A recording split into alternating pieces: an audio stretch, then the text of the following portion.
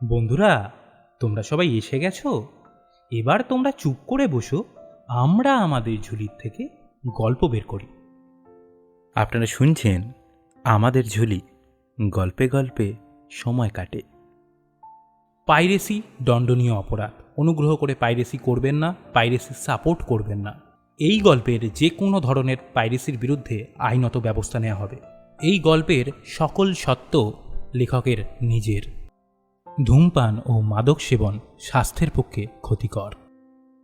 আজকে আপনারা শুনবেন অর্ণব মুখোপাধ্যায়ের লেখা সে তো তোমারই উপন্যাসিকার ৬ষ্ঠ পর্ব।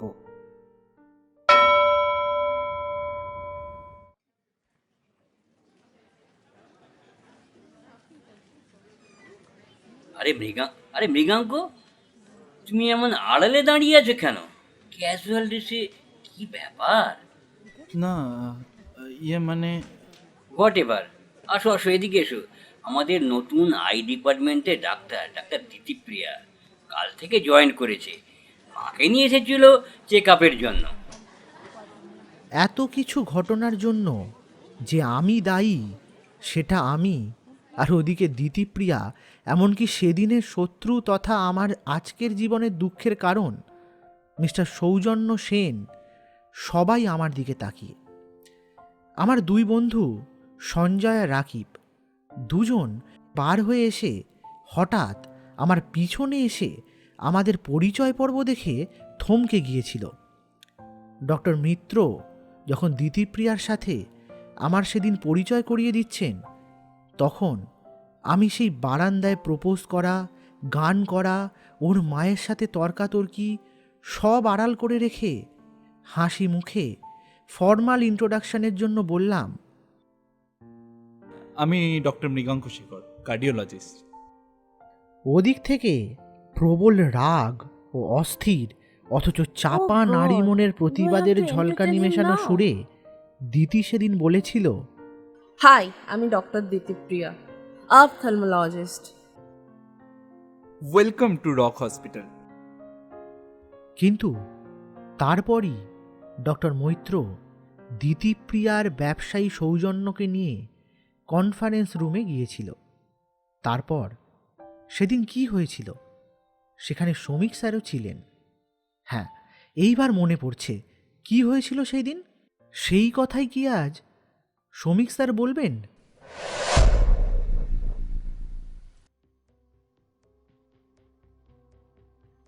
বহুদিন আগের স্মৃতি। এই মেন গেট দিয়ে বকা খেয়ে বেরিয়েছিলাম ডক্টর প্রেয়সী ম্যাডামের।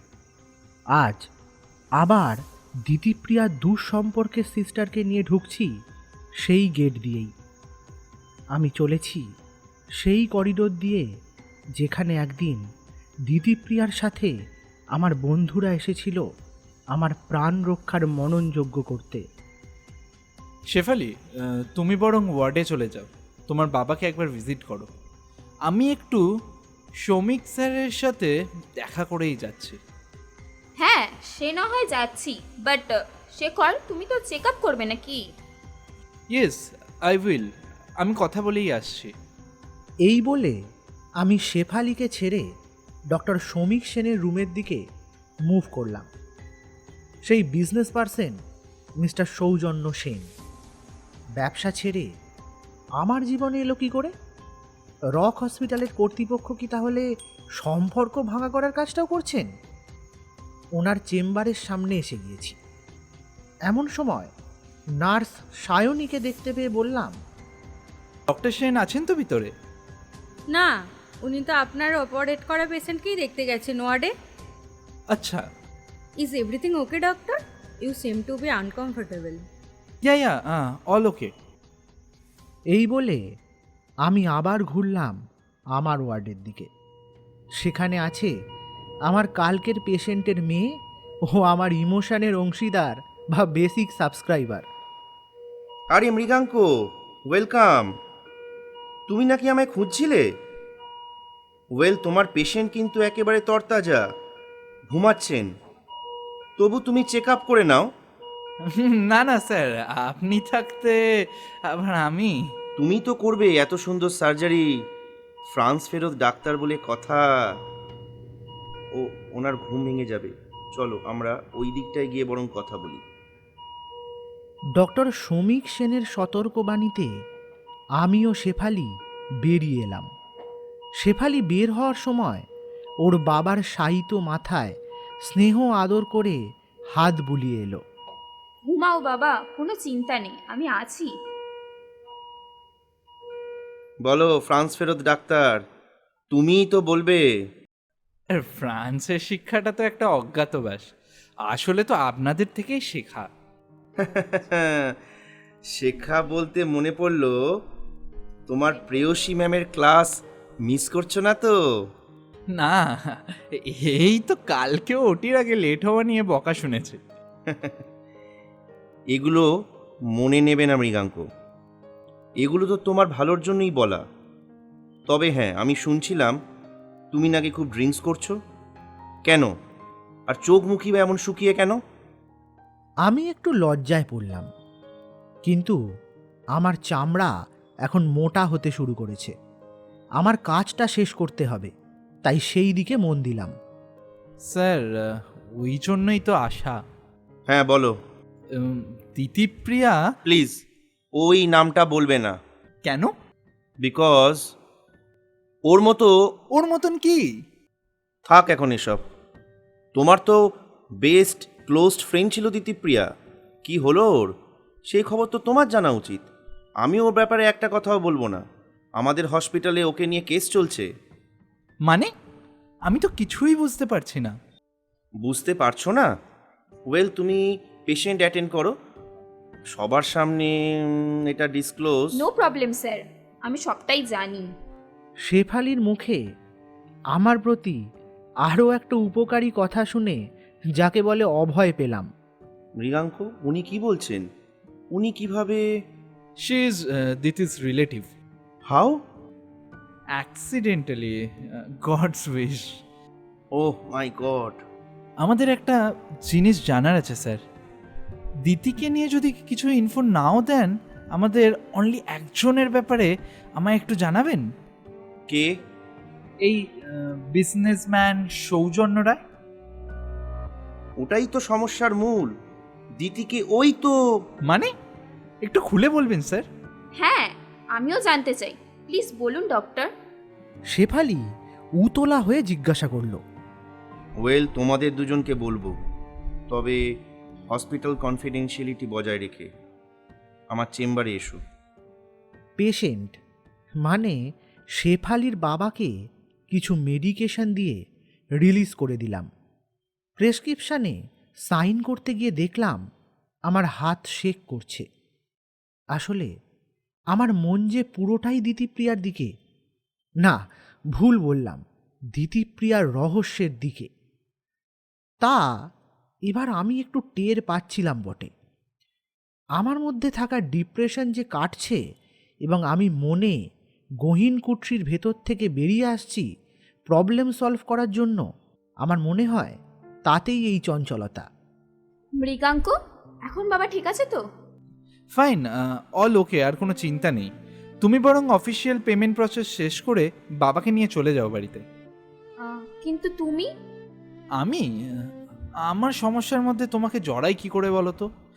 তোমার বাবা অসুস্থ, বরং তাকেই। না মৃগাঙ্ক, আমি এভাবে তোমাকে ছেড়ে যেতে পারবো না। এমন তো দিতিপ্রিয়াও বলেছিল। দীর্ঘশ্বাস ফেলে আমি নিজের হতাশা প্রকাশ করলাম, কিন্তু শেফালি এর উত্তর দিল সম্পূর্ণ অন্যভাবে। না মৃগাঙ্ক, আই প্রমিস। এই কথাটা শুনে আমি শেফালির দিকে তাকালাম। বেডে ওর বাবা ঘুমাচ্ছেন। সেপারেট রুম বলে এখানে যন্ত্রপাতি ছাড়া আর কেউ নেই। এই ঘরে সিরিয়াস নীরবতায় শেফালিকে দেখলাম আমার দিকে এগিয়ে আসতে। অদ্ভুতভাবে এগিয়ে এলো। কিছুটা কাছে আসতে বুঝলাম ও হাইটে আমার থেকে প্রায় 10 ইঞ্চি বেঁটে। ও অদ্ভুতভাবে আমার দিকে এগিয়ে এলো।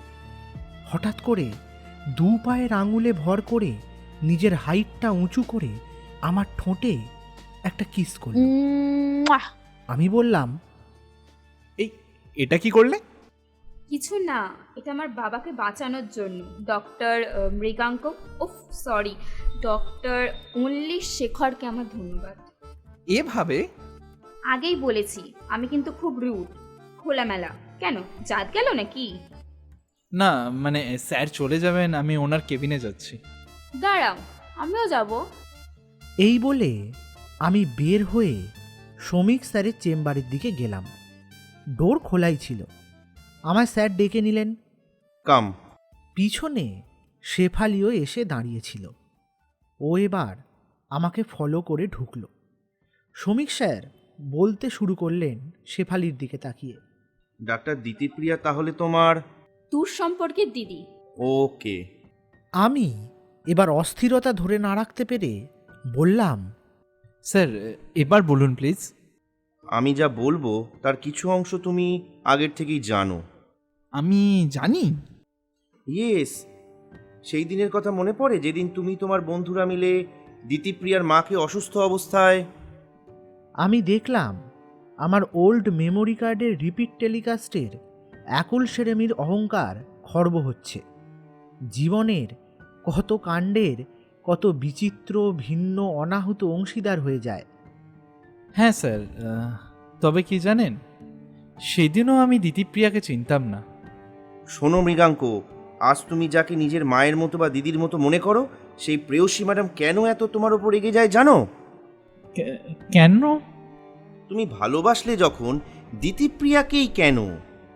মানে ব্যাপারটা আরো জটিল হয়ে যাচ্ছে। বুঝেছি, চলো সেদিনে রাতের ঘটনায় যাই। তোমার ক্রাশ তথা জুনিয়র অপথ্যালমোলজিস্ট দিতিপ্রিয়া মাকে নিয়ে এলো এখানে। তোমাদের পাগলামিতে হয়েছিল তার প্যানিক অ্যাটাক। যথারীতি ডক্টর মৈত্রই তাকে কিওর করে দেন, কিন্তু তারপর ঘটে এক কাণ্ড। সেটা মনে আছে? হ্যাঁ স্যার, মনে পড়েছে। প্রথমে আমরা আমাদের প্রফেশনালিজমের খাতিরে ফর্মাল ইন্ট্রোডাকশন করি, দেন সেই ফটোশ্যুটের ব্যাপারটা, তাই তো? হ্যাঁ।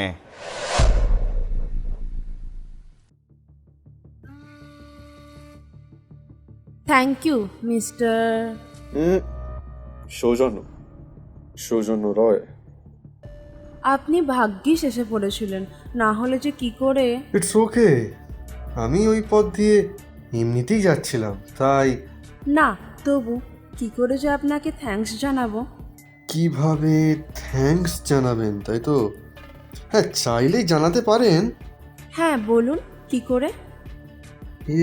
মানে আপনার সাথে একটু আলাদা করে কথা বলতে চাই। ওফ, হ্যাঁ হ্যাঁ, আমি তো ভুলেই গিয়েছিলাম। সেদিন ওরা আলাদা কথা বলেছিল, কিন্তু কি জন্য সেটা কোনোদিনই। সেদিন যদি প্রশ্ন করতে ভালো করতে। না, আসলে সেদিন তো আমার পরিচয়ও জানতো না। না না, ভুল বললাম। ইনফ্যাক্ট সেদিনই জেনেছিল, যখন ডক্টর মৈত্র আমাকে উদ্দেশ্য করে। শোনো, সেদিন মিস্টার সৌজন্য রায় আমাদের কনফারেন্স রুমে গেলে আমরা প্রথমে একটা প্রস্তাব তুলি। কি প্রস্তাব, আমাকেও বলুন। যে দিতি যদি এই অ্যাডভার্টাইজমেন্টটা করে তাহলে আমাদের হসপিটালের একটা এক্সট্রা আই ইউনিট বা চেম্বার খুলে দিতে হবে। উনি রাজি হয়েছিলেন? হ্যাঁ, কিন্তু তারপরেই যে ঘটনা ঘটলো তা। কি হয়েছিল? মিস্টার সৌজন্যের চরিত্র যে এতটা খারাপ। মানে দিদিদের সাথে জামাইবাবু কি কোনো অন্যায় করেছিল? অন্যায় তা করলে তো মিটে যেত। যেটা করেছিল সেটা আর কিছু না, জাস্ট পাপ। পাপ বলতে হয়। তুমি তো জানোই মৃগাঙ্ক, আমাদের মানে আমার আর প্রেয়সীর বিয়ের অনুষ্ঠান। হ্যাঁ, আমি ফ্রান্সে চলে গেছিলাম, তাই থাকতে পারিনি। হ্যাঁ, সেই বিয়ের দিনই সবে সিঁদুরদানের পর্ব শেষ হয়েছে, চারিদিকে সানাই বেজে উঠেছে। এমন সময় ফোনে একটা এমার্জেন্সি ফোন এলো।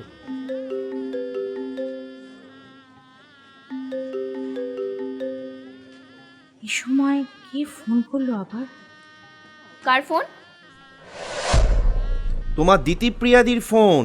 ভুলেই গিয়েছিলাম মেডিসিন অ্যাডের জন্য ফটোশ্যুট করার পরিকল্পনা ছিল ওদের। তারপর ফোনে যা জানতে পারলাম তা গল্পের আকারে বললে এভাবে বলতে হয়।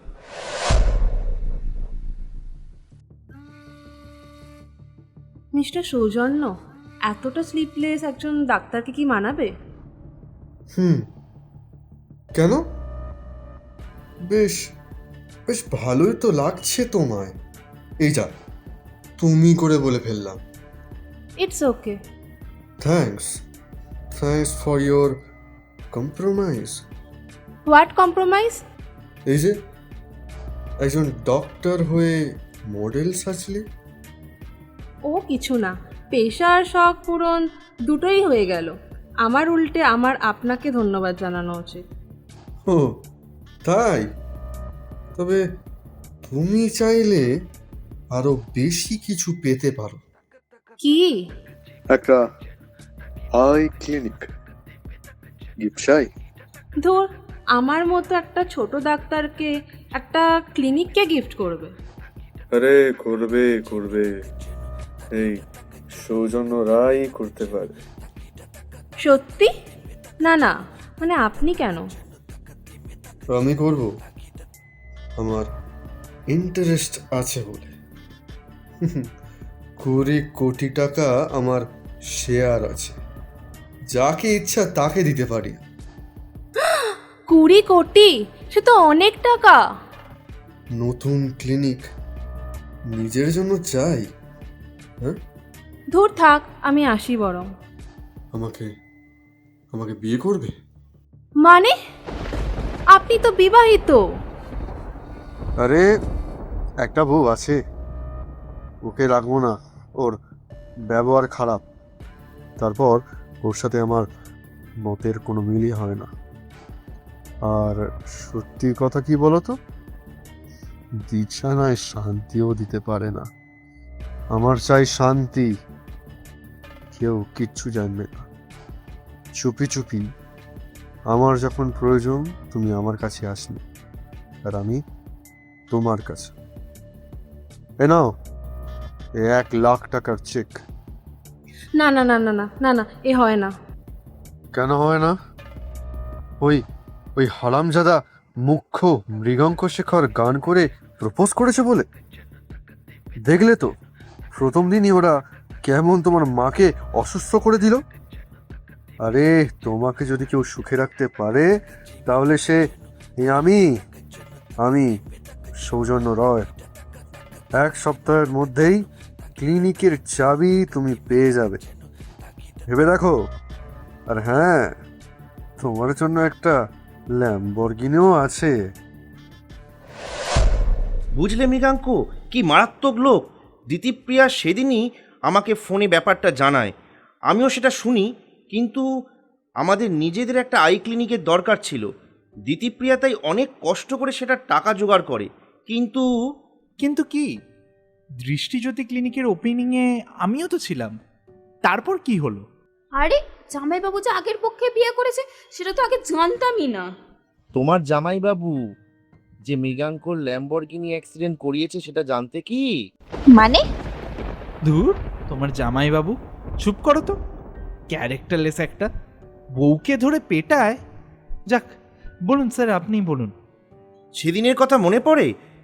সেদিন বইমেলায় আমাদের হসপিটালের কনফারেন্স ছিল। হ্যাঁ, দিতি সব থেকে দেরি করেছিল আসতে। হ্যালো প্রিয়সী, শুনেছো? কি? আরে মৃগাঙ্কর কার অ্যাক্সিডেন্ট হয়েছে। হোয়াট? আরে কি বলবো, কতবার বলবো, ওসব ল্যাম্বরগিনি আমাদের দেশে চালানো যায় না। হ্যাঁ, আমিও বলেছি, কিন্তু ও এখন দিতিপ্রিয়াকে যে মাথায় চড়িয়ে বসেছে না, আর দিতিপ্রিয়ার পছন্দ। থাক, এখন আর রাগ করো না, আমি ওটিতে আছি। বেশ কয়েক জায়গায় স্টিচ করতে হবে। লেফট হ্যান্ড বোন মনে হয় ফ্র্যাকচার হয়েছে। হ্যাঁ যাচ্ছি। বাহ, তোমার মেমোরি তো খুব স্ট্রং। যাক, সেদিন জ্যাম তো ছিলই, আসল দেরির কারণ এই সৌজন্য রায়ের পাগলামি। দিদিকে কি তখন হারামি সৌজন্য জামাইবাবুটা ফলো করছিল? হ্যাঁ ঠিক ধরেছো মা, তবে এটা হাসপাতাল, ল্যাঙ্গুয়েজটা প্লিজ। স্যার, আমি ওর সরি বলছি, আপনি বলতে থাকুন। জুনিয়র দিতিপ্রিয়া নিজের গ্রামে জমি বন্ধক রেখে লোন স্যাংশন করালো, কিন্তু এই কোটিপতিদের মাথা ঘুরলে যা হয়। দিতিপ্রিয়াকে মিথ্যে অপবাদে ফাঁসিয়ে দিল। সরস্বতী পুজোর কিছু পরে তোমার ল্যাম্বরগিনি অ্যাক্সিডেন্ট, তারপরই পুজোয় সুস্থ হলে তোমার ফ্রান্সে চলে যাওয়া। এর মাঝে সৌজন্য অঙ্কের খেলা খেললো। প্রথমে দিতিপ্রিয়াকে পথে বসালো, তারপর আরে দিতি সোনা, কাঁদে না কাঁদে না, একদিন বিছানা গরম করে কাঁদলে চলে। আমি ভার্জিন ছিলাম। ওই শালা মৃগাঙ্কর সাথে, তাই তো? আরে ছাড়ো ছাড়ো, এ না সেই 1,00,000 টাকার চেক আর তোমার চেম্বারের চাল। বাই দ্য ওয়ে, তুমি ঘামলে না হেব্বি ইয়ে লাগে মাইরি। না, সেদিনের থুতু দেয়াতে কাজ হয়নি। ধীরে ধীরে ওর ব্রেন ওয়াশ করে সৌজন্য ওকে নিজের করে নিয়েছিল, আর তারপর নিজের বউকে খুন করেছিল। ছি, শালা শুয়োরের। বুঝতে পারছি মৃগাঙ্ক, তোমার ওপর দিয়ে কি চলছে, কিন্তু কি করবে বলো? তোমার কেরিয়ার ইত্যাদির কথা চিন্তা করে আমরা কাউকে কিছু বলিনি। ওদিকে তোমাদের ফ্ল্যাটে রটে গেছিল যে দিতিপ্রিয়া নাকি টাকার লোভে দেনায় পড়ে ব্যবসায়ীর সাথে পালিয়েছে। ইস, দিতিপ্রিয়ার এমন অবস্থা হয়েছিল? আর আমি কি না? হ্যাঁ, আমিও শুনেছিলাম দিদি ওই ক্লিনিকটা বেচে দিয়েছে। সব ওই শয়তানটার ছক। আমি এইবার চুপ হলাম। আমার মনের মধ্যে সমুদ্রের যে ঢেউ উঠেছিল তা ধীরে ধীরে তরঙ্গের ইঙ্গিত দিতে লাগলো। এই চেম্বারে আমি, শ্রমিক সেন আর শেফালি যা আলোচনা করেছি তাতে বোধহয় হাজার হাজার তরুণ তরুণীর প্রেমের দহনে সুইসাইড করা মৃতদেহ জেগে উঠবে। আপনার কাছে হয়তো এটা জটিল কিংবা মাথার ওপর দিয়েও যেতে পারে, কিন্তু এটাই সত্যি। আপনারই হয়তো পড়শি এই সৌজন্য রাস্কেল, কিংবা আপনার বন্ধু, পার্টনার বা শয্যাসঙ্গী, হয়তো তার সাথেই আপনি নতুন প্রতারণার গল্প লিখছেন। আপনি নতুন গল্প বানাতে পারেন, আর আমি বললে বা যাচাই করলেই দোষ। শেখর, কি ভাবছো আবার মনে মনে? আমি এর রিভেঞ্জ নেব। হ্যাঁ, আমি রিভেঞ্জ নেবই, নইলে ডাক্তারই আমি ছেড়ে দেবো। দেখি শালা ও সৌজন্য কত বড় কোটিপতি। মৃগাঙ্ক, মাথা ঠান্ডা করো। কি বলছো? তোমার মাথার... আমার মাথা ওকে আছে একদম ডাক্তারবাবু, শুধু লিঙ্কটা অফ হয়ে গিয়েছিল। ডক্টর সেন, আসবো? আরে মৈত্রবাবু, আসুন প্লিজ, বলুন। ও, মৃগাঙ্ক আছে দেখছি। শোনো, বিজনেসম্যান সৌজন্য একজন সৎ দক্ষ কর্মচারীকে মিথ্যে বদনাম দিয়ে রিজাইন দিয়েছে, আর তারই বন্ধু আমার কলিগের ছেলে। এইবারই তো জমবে খেলা।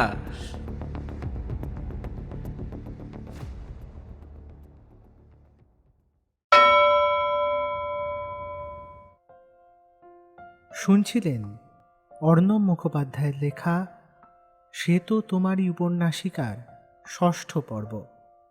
গল্প পাঠে সরজিৎ ঘোষ, ডক্টর মৈত্রর চরিত্রে বিরূপাক্ষ চক্রবর্তী, ডক্টর মৃগাঙ্ক শেখরের চরিত্রে সাত্তকী ঘোষ, দিতিপ্রিয়ার চরিত্রে উর্মিতা দে, শেফালির চরিত্রে সায়ন্তিকা দে, নার্স সায়নীর চরিত্রে পূজা ব্যানার্জি, ডক্টর শ্রমিক সেনের চরিত্রে ডক্টর অয়ন চ্যাটার্জি, সৌজন্য রায়ের চরিত্রে হিমাদ্রি পাল, ডক্টর প্রেয়সী সেনের চরিত্রে ডক্টর ঝুলন কাঞ্জিলাল।